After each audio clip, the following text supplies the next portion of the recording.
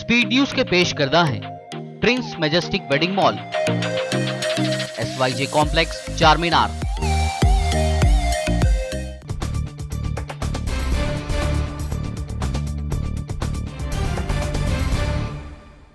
अस्सलाम वालेकुम, आदाब। मैं हूं खलील फरहाद। दिल्ली में देश की एक बेटी के साथ होने वाले घिनौने जुर्म और उसके पीछे की साजिश को लेकर जांच पड़ताल का नया एपिसोड अपलोड हो चुका है। वीडियो की लिंक डिस्क्रिप्शन और कमेंट बॉक्स में दी गई है, जरूर देखिए। आइए अब देखते हैं 5 सितंबर की स्पीड न्यूज। मस्जिद हरम में 2 साल के लंबे इंतजार के बाद कुरान की तालीम के हलकों का हुआ दोबारा आगाज। सपहर 4 बजे से शाम 8 बजे तक होगी कुरानी तालीम। एक हलके में 8 से ज्यादा अफराद नहीं होंगे शरीक। अफगानिस्तान के आखिरी सूबे पंजशीर पर कब्जे के बाद चंद तालिबान जंगजुओं ने की हवाई फायरिंग। कम से कम 2 अफराद के हलाक होने की खबर।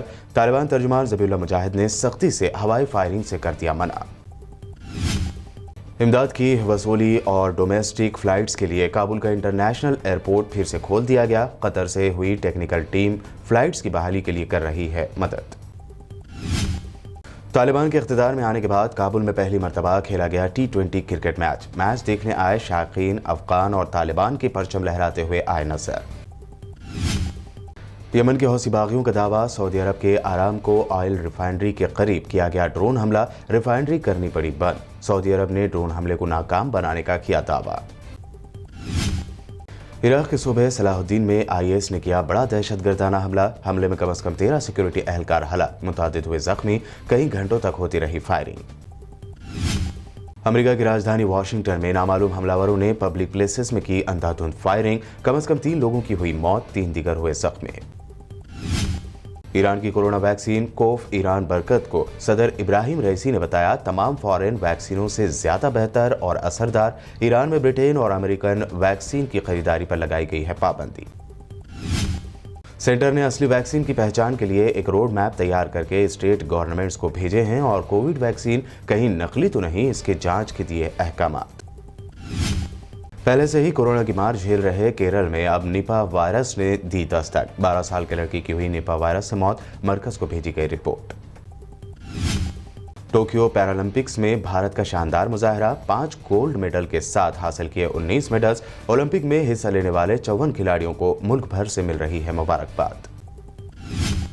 जावेद अख्तर के घर के सामने बीजेपी ने किया प्रोटेस्ट। जावेद अख्तर ने तालिबान से किया था RSS को कंपेयर, कहा था दोनों की सोच एक जैसी। यूपी के मुजफ्फरनगर में किसानों की महापंचायत में राकेश टिकैत ने लगाए अल्लाहू अकबर और हर हर महादेव के नारे। बीजेपी को दी धमकी, कहा वोट की चोट करनी ही होगी। बंगाल में अब ममता से दगा करने वालों पर गिरेगी बिजली। ममता का साथ छोड़कर बीजेपी में शामिल होने वाले शुभेंदु अधिकारी को मिला CID का समन। गार्ड की मौत के मामले में होगी पूछताछ।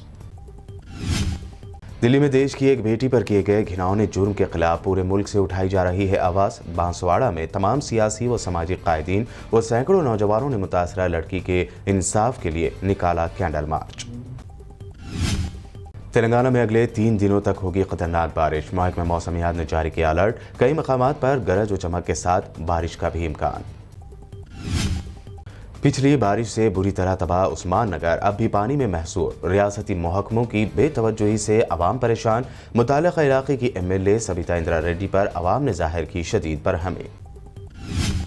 इसी महीने यानी सितंबर की 25 तारीख से शुरू हो सकता है तेलंगाना असेंबली और कौंसिल का इजलास। हुजूराबाद बाई इलेक्शन व दीगर हसास इशूज को देखते हुए असेंबली में गर्मा गर्म बहस का इम्कान।